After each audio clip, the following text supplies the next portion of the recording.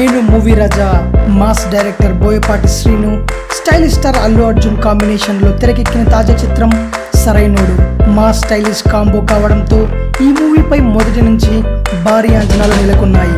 ఈ క్రేజ్ కారణంగానే ఈ సినిమా ప్రీ రిలీజ్ బిజినెస్ కూడా ఓ రేంజ్ లో జరిగింది. ఇక ఫస్ట్ లుక్ పోస్టర్స్ ట్రైలర్ విడుదలైన తర్వాత వాటికి అనూహ్య స్పందన రావడంతో దీనిపై అంచనాలు రెట్టింపయ్యాయి.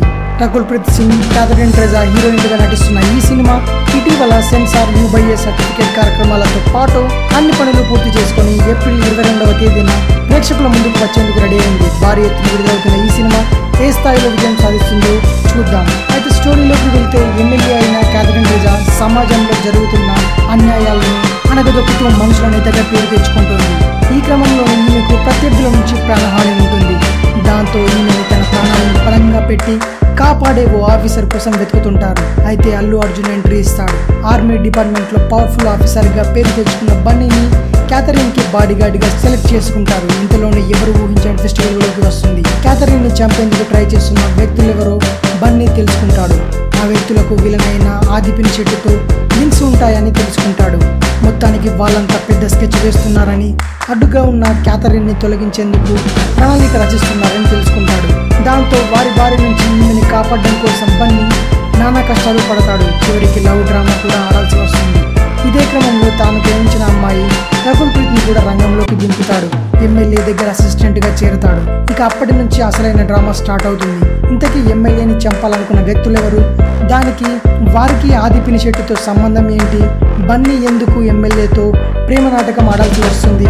అసలు ఎందుకు రకుల్ని ఈ గొడవలోకి దింపుతాడు అనే ఆసక్తికరమైన అంశాలతో ఈ సినిమా సాగుతుంది. ఇక నటీనటుల పర్ఫార్మెన్స్ ముందుగా స్టైలిష్ స్టార్ అల్లు అర్జున్ గురించి మాట్లాడితే అందులో బన్నీ తన స్టైలిష్ ఇమేజ్ ని పక్కన పెట్టి తనలో దాగి ఉన్న ఊరమాస్ క్యారెక్టర్ ని చూపించాడు. గత సినిమాల్లో కంటే చాలా ఎనర్జెటిక్ గా కనిపించి ఆర్మీ ఆఫీసర్ పాత్రకి పూర్తి న్యాయం చేశాడు. అంతేకాదు కొన్ని ఎమోషనల్ సన్నివేశాల్లోనూ అతను పలికిన హావభావాలు ఆడియన్స్ ని కట్టిపడేస్తాయి. ఇక బన్నీ డ్యాన్స్ ఎలా చేస్తాడో అందరికీ తెలిసింది. 2 పాటల్లో కోరియోగ్రఫీ సరిగ్గా లేకపోవడం వల్ల ఇతని ఎనర్జీ అంతగా కనిపించలేదు. కానీ మిగతా పాటల్లో మాత్రం ఇరగదీశాడు. ముఖ్యంగా బ్లాక్ బస్టర్ సాంగ్లో స్టెప్పులు తిమ్మేశాడంతే. అంజలి కూడా ఓ పాటలో ఊపేసింది. బన్నీకి దిట్టుగానే స్టెప్పులేస్తూ తన గ్లామర్తో మెప్పించింది. ఇక హీరోయిన్లుగా నటించిన రకుల్ ప్రీత్ సింగ్, క్యాథరిన్ ఇద్దరు తమ తమ పాత్రలో బాగానే నటించారు. ఎమ్మెల్యేగా క్యాథరిన్ నటన అద్భుతం. అలాగే గ్లామర్ కూడా బాగానే ఒలకబోసింది. రకుల్ కూడా ఓ పల్లెటూరు అమ్మాయిగాను మెప్పించింది.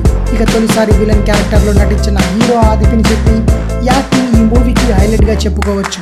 సైలెంట్ గా ఉంటూనే తన విలనిజాన్ని అమోఘంగా పండించాడు. మిగతా నటీనటులు తమ తమ పాత్రలకు పూర్తి న్యాయం చేశారు. ఇక టెక్నికల్ పర్ఫార్మెన్స్ గురించి అయితే చెప్పుకోవాల్సింది.